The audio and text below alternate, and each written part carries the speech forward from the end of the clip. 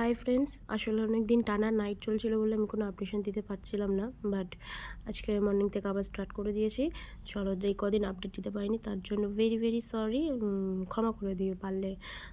আজকে morning plus evening duty আছে। 7টা মানে 6টার সময় ঘুম থেকে উঠেছি, সেই ক্লিপগুলো নেওয়া হয়নি, মানে এতটাই লেট করে হয়ে যায়।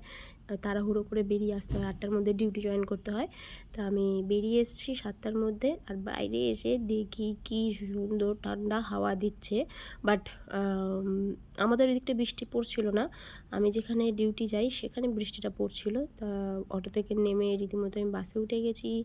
বাসটা ফাঁকা ছিল, এমনি হাওয়া, ওই জন্য কানের মধ্যে ছপ করে ওই রুমালটা মানে কানপাট্টাটা বেঁধে নিয়েছি।